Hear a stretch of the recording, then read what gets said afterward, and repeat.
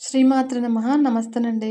ఆ లలితా పరమేశ్వరి అమ్మవారి ఆశీస్సులు మనందరిపైన ఉండాలని సదా కోరుకుంటున్నాను. ఈరోజు శుక్రవారము. అందున పౌర్ణమి ముందు వచ్చే శుక్రవారం రోజున కొన్ని చిన్న పరిహారాలు చేయడం వల్ల మన ఇంట్లోకి లక్ష్మీదేవి సిరి సంపదలను ప్రసాదిస్తుంది.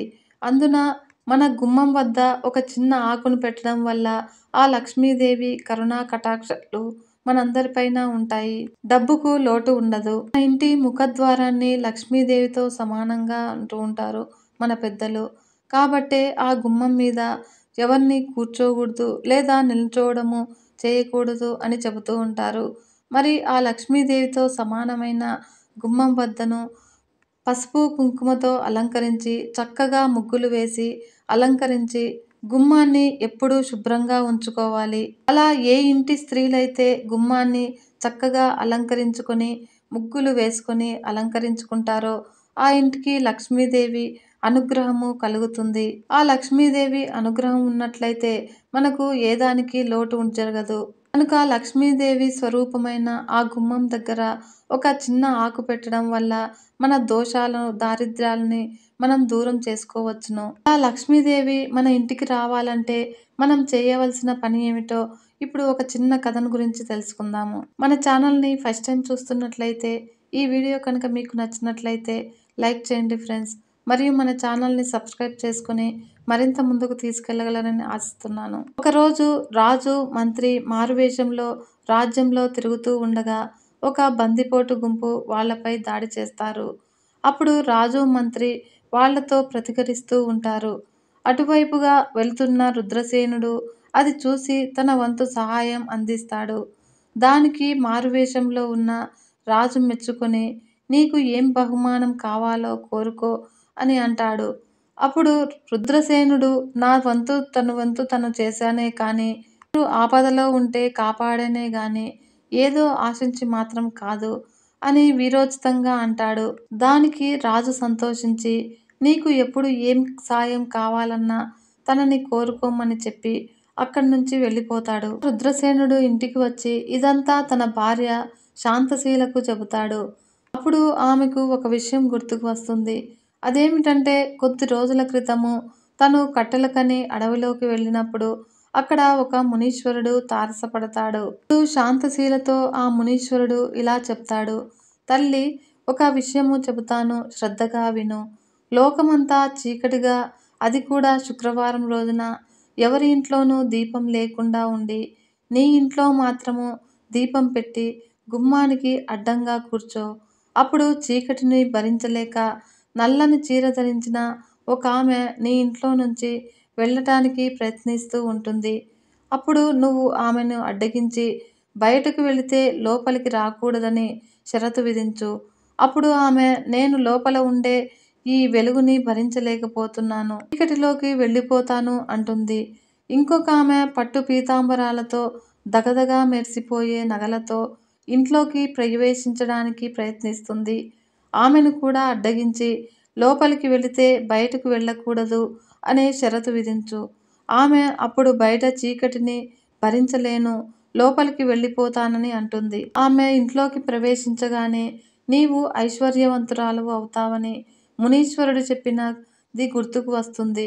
వెంటనే శాంతశీల రాజు వద్దకు వెళ్ళి తాను ఎవరో చెప్పి వచ్చే శుక్రవారము రాజ్యంలో ఎవరి ఇంట్లోనూ దీపం పెట్టకుండా ఉండేలా చూడాలని కోరుతుంది.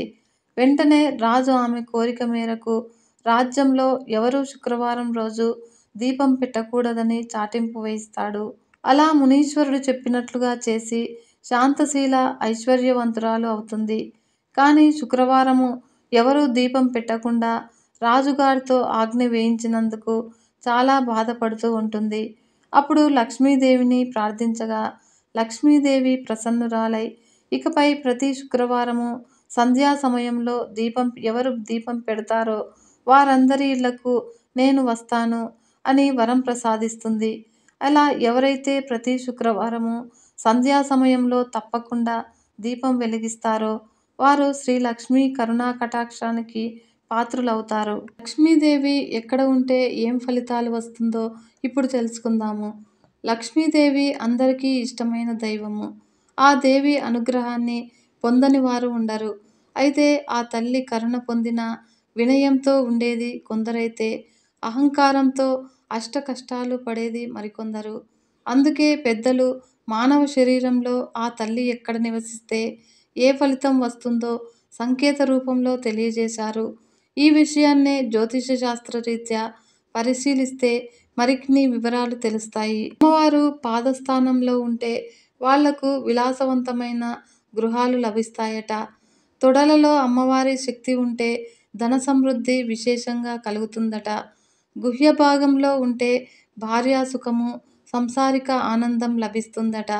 మరి రొమ్ము భాగంలో ఉంటే మనోరథాలు శీఘ్రంగా సిద్ధిస్తూ ఉంటాయట. కంఠభాగంలో ఆ తల్లి తేజస్సు ఉన్నప్పుడు ఆభరణ ప్రాప్తి కలుగుతుందట. ముఖంలో లక్ష్మీదేవి నివాసమై ఉన్నప్పుడు అన్న సమృద్ధియే కాక అప్రతిహతమైన ఆజ్ఞాశక్తి, మధురమైన కవితాశక్తి, పాండిత్యము లభిస్తాయి. ఈ 6 స్థానాలు దాటి తలపైకి ఎక్కిందో వాళ్ళ దగ్గర లక్ష్మీదేవి ఉండదు. వివేకహీనుడై దుష్కర్మాలు చేసి తెలివి తక్కువతనంతో ఆమె అనుగ్రహాన్ని కోల్పోతాడు. ఈ విషయాన్ని దత్తాత్రేయ స్వాముల వారు దేవతలకు చెప్పారు. మరియు జ్యోతిష రీత్యా పరిశీలిస్తే లక్ష్మీదేవికి సంబంధించిన గ్రహమైన శుక్రుని సంచారంతో పై సంకేతాలు ఖచ్చితంగా సరిపోతున్నవని జ్యోతిష్యులు చెబుతున్నారు.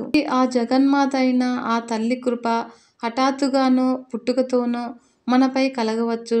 సంపదలను అనుగ్రహించే ఆ తల్లి ఆ సంపదలను ఉపయోగించుకుంటున్నారా లేదా అని పరీక్షిస్తుంది. ఆ అమ్మ దయతో చేరిన ఆ ధనాన్ని సద్వినియోగం చేసుకోవాలి. ధర్మ, కామ, మోక్షాలను సాధించుకోవటానికి జాగ్రత్తగా ఉపయోగించుకోవాలి. లక్ష్మీదేవి జన్మించిన విధానం గురించి ఇప్పుడు తెలుసుకుందాము. సర్వలోక రక్షణి, సర్వ జ్ఞానప్రదాయిని, సర్వశక్తి స్వరూపిణి అయిన ఆ జగజ్జనని భక్తితో ఆరాధిస్తే అనుగ్రహిస్తుంది.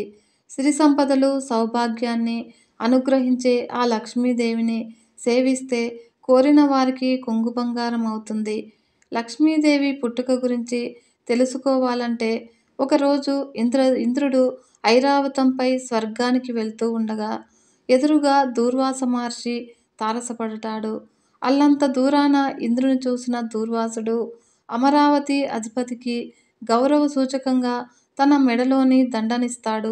గర్వంతో కళ్ళు మూసుకుపోయిన ఇంద్రుడు దండ ఇచ్చిన దేవరన్న విషయాన్ని పట్టించుకోకుండా కనీసం కృతజ్ఞతలు కూడా చెప్పకుండా ఆ దండను తన ఏనుగు తొండానికి తగిలిస్తాడు. ఏనుగు తొండాన్ని అటూ ఇటూ ఆడిస్తూ దండను కిందికి విసిరేసి కాళ్లతో తొక్కుతుంది. అసలే కోపిష్టి అయిన దూర్వాసుడు ఆ దృశ్యాన్ని చూసి మరింత కోపోద్రిక్తుడై, ఓ ఇంద్ర, మితిమించిన అహంకారము, గర్వాతిశయాలతో ప్రవర్తించి నిన్ను ఈ భోగభాగ్యాలన్నీ విడిపోతాయి అని శపించాడు. కానీ ఇంద్రుని కళ్ళకు కప్పుకున్న తెరలు తొలగిపోవడంతో దూర్వాసమునిని క్షమించమంటూ వేడుకున్నాడు. అది విన్న దూర్వాసుడు శాపాన్ని అనుభవించక తప్పదని, అయితే విష్ణుమూర్తి కృపతో పూర్వ వైభవాన్ని పొందడం జరుగుతుందని చెప్పాడు. అనంతరము ఇంద్రునిపై దూర్వాసుని శాపము పనిచేయడం ప్రారంభించింది. ఆ సమయంలోనే బలి నాయకత్వంలో రాక్షసులు అమరావతిపై దండెత్తారు. ఇంద్రుని, అతని పరివారంతో పాటుగా స్వర్గం నుంచి తరిమేశారు. తప్పనిసరి పరిస్థితుల్లో ఇంద్రుడు అజ్ఞాతంగా ఉండిపోయి తన గురువు బృహస్పతిని సలహా అడుగుతాడు. తగిన పరిష్కారాన్ని బ్రహ్మదేవుడే సూచిస్తాడని చెప్పడంతో ఇంద్రుడు తన పరివారంతో కలిసి వెళ్లి విష్ణుమూర్తే చెబుతాడని బ్రహ్మదేవుని ప్రార్థిస్తాడు. అందుకు పరిష్కారాన్ని విష్ణుమూర్తే చెబుతాడని బ్రహ్మదేవుడు పలకడంతో అందరూ విష్ణు సన్నిధికి చేరుకుంటారు.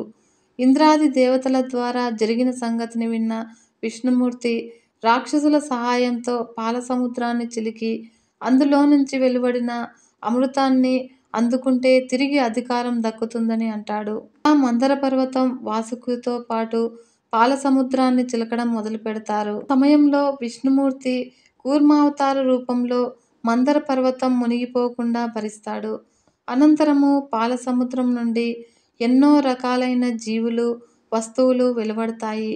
అప్పుడే ఓ యువతి కళ్ళు చెరితిరే అందంతో అందెల మృదుమధుర రవళులతో చేతిలో కలువమాలతో ఉదయిస్తూ ఉంటుంది. ఆమెనే లక్ష్మీదేవి.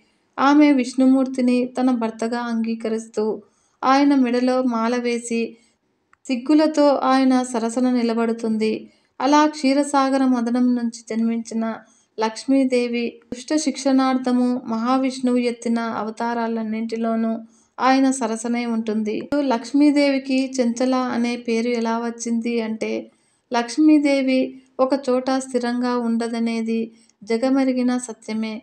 గర్విష్ఠులు, ఈర్ష్యాద్వేష పూరితులు ఇంట్లో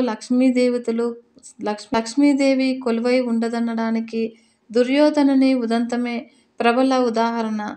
ఒకరోజు తన తండ్రి ధృతరాష్ట్రుని ముందు నిలిచిన దుర్యోధనుడు పాండవుల వాదుల పట్ల తనకు గల అక్కసునంతా వెళ్ళగక్కుతాడు. పాండవులు సంపదల మధ్య తులతూగిపోతున్నారని, లెక్కలేనంత మంది భృత్యులతో రాజప్రసాదాలతో విలసిల్లుతున్నారని చెప్పాలంటే తనేం చెయ్యాలో చెప్పాలంటూ అభ్యర్థిస్తాడు. కొడుకు మాటలను విన్న ధృతరాష్ట్రుడు పాండవుల్లా ఐశ్వర్యంలో తులతూగాలి అంటే నీతి నియమాలతో ప్రవర్తించాలని అందుకు ఉదాహరణగా ప్రహ్లాదుడనే చెబుతాడు. అవును, ప్రహ్లాదుడు రాక్షసుల మధ్య జన్మించినప్పటికీ అతడు నడిచిన బాట నైతిక రుజువర్తనతో కూడినదే. ప్రహ్లాదుని రుజువర్తనము ఇంద్రుని ఉదంతంతో తెలుస్తుంది. ఇలా చెప్పాడు. ఒకసారి విషయవాంఛలతో విసిగిపోయిన ఇంద్రుడు తన గురువు బృహస్పతిని కలిసి తను కోల్పోయిన సంతోషాన్ని ఏ విధంగా తిరిగి తెచ్చుకోవాలో చెప్పమంటాడు. అప్పుడు ఇంద్రుని మాటలను విన్న గురుదేవుడు విజ్ఞానమే అన్ని విధాలైన సంతోషాలకి మూలమని, దానిని తెచ్చుకునేందుకు ప్రయత్నించమని చెబుతాడు. అప్పుడు ఇంద్రుని మనసులో మరో సందేహము, విజ్ఞానం కంటే గొప్పదైన విషయము ఏమైనా ఉందా అని. అవే విషయాన్ని బృహస్పతిని అడిగితే ఆ సంగతిని తెలుసుకోవాలంటే రాక్షస గురువు శుక్రాచార్యుని కలుసుకోమంటాడు. వెంటనే ఇంద్రుడు శుక్రుని ఇంటి దగ్గరికి వెళ్ళి తన సందేహాల్ని వెలిబుచ్చగా అందుకు తగిన సమాధానం చెప్పగలవాడు ప్రహ్లాదుడే అని శుక్రుడు చెబుతాడు. ప్రహ్లాదుని దగ్గరకు వెళ్ళిన ఇంద్రుడు సంతోషానికైనా అసలు మూల కారణం ఏమిటని ప్రశ్నించగానే ఇప్పుడు ప్రహ్లాదుడు అతను ఇప్పుడు పరిపాలనలో నిమగ్నమై ఉండటం వల్ల సమాధానం చెప్పే తీరిక లేదు అని చెప్పాడు. తనను క్షమించమంటాడు. అయినా పట్టువదలని ఇంద్రుడు ఏదో ఒకరోజు వీలు చిక్కినప్పుడు ఆ రహస్యాన్ని వివరించమని, అప్పటి వరకు తాను ఇక్కడే ఉంటానని ప్రహ్లాదునికి సేవలు చేస్తూ గడుపుతూ ఉంటాడు. అలా కొన్నేళ్లు గడిచిన తర్వాత ఇంద్రుని శ్రద్ధకు మెచ్చిన ప్రహ్లాదుడు ఇలా సమాధానం చెప్పాడు. రాజుగా నా స్థాయిని తలుచుకొని నేను ఏనాడూ గర్వపడలేదు. సాధుజనులని సేవకునిగా ఉంటూ గురువులు పెద్దల పట్ల గౌరవ భావాన్ని కలిగి ఉంటాను. విపరీతమైన కోరికలతో గతి తప్పను. సంతోషానికి ఇదే ఖచ్చితమైన మార్గము. అప్పుడు ప్రహ్లాదుని మాటలకు సమాధానంగా ఇంద్రుని సంతోషపరుస్తుంది. ఇంద్రుని భక్తిని మెచ్చిన ప్రహ్లాదుడు ఏదైనా వరం కోరుకోమంటాడు. వెంటనే ఆ కపటి ఇంద్రుడు తనకు నైతిక రుజువర్తనను అనుగ్రహించమని అభ్యర్థిస్తాడు. అందుకు ప్రహ్లాదుడు సరేనని ఒప్పుకోగానే అతని నుంచి ఓ జ్వాల బయటకు వస్తుంది. నేను నీలోని నీతివంతమైన నడవడినే. నువ్వు నన్ను వెలికి తీసినందువల్ల ఇకపై నీ శిష్యునిలో నివసిస్తాను అని చెప్పి ఇంద్రునిలోకి ప్రవేశిస్తుంది. అనంతరము ప్రహ్లాదునిలో నుంచి బయలుదేరిన మరో జ్వాల తాను అతనిలోని ధర్మశీలతనని, నైతిక సౌశీల్యం లేకుండా ఉండజాలనని ఇంద్రుని శరీరంలోనికి ప్రవేశిస్తుంది.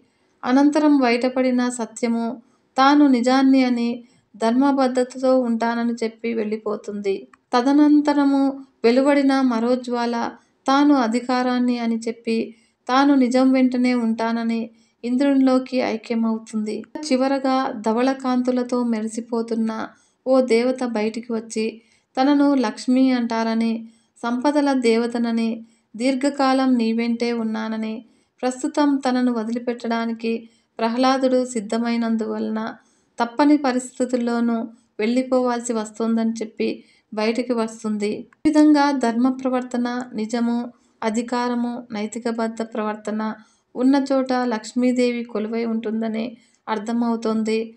లక్ష్మీదేవి చల్లని చూపుల కోసము భక్తులు ఎదురు చూస్తూ ఉంటారు. తమ ఇళ్లను పావనం చేయాలని ముకుళిత హస్తాలతో ప్రార్థిస్తూ ఉంటారు. ఆ తల్లి భక్తజన ప్రియ. తనను పూజించిన భక్తులను తప్పక కరుణిస్తుంది. ఇక పరిహారానికి వస్తే ఇంటి బయట, గుమ్మం బయట ఒక బిర్యానీ ఆకు ఉంచి ఆ రాత్రి అంతా అలానే వదిలివేయాలి. మరుసటి రోజు ఉదయాన్నే శుభ్రంగా స్నానం చేసి ఆ బిర్యానీ ఆకుపైన మన ఇంట్లో ఎంతమంది ఉంటారో అన్ని లవంగాలను ఆ బిర్యానీ ఆకు మధ్యలో పెట్టి కాల్చి బూడిద చేయాలి. ఆ బూడిదను తీసుకెళ్లి పారే నదిలో వేయాలి. లేదా ఎక్కడైనా సరే పారే నీళ్లలో వేయాలి. అలా చేయడం వల్ల మన ఇంట్లో ఉన్న దోషాలు, సకల దారిద్ర్యాలు దూరమైపోయి లక్ష్మీదేవి కటాక్షము మనపైన సిద్ధిస్తుంది. అంతేకాకుండా ఏ ఇల్లైతే శుభ్రంగా ఎప్పుడు ధూపదీప నైవేద్యాలతో పూజిస్తూ ఉంటారో ఆ లక్ష్మీదేవి ఆ ఇంటి నుంచి వదిలిపెట్టి వెళ్ళదు. తెలుసుకున్నారు కదా ఫ్రెండ్స్. మనందరికీ ఆ లక్ష్మీదేవి కటాక్షం సిద్ధించాలని కోరుకుంటున్నాను. సర్వే జన సుఖినో భవంతు. లోకా సమస్త సన్మంగళాని భవంతు. నమస్తే.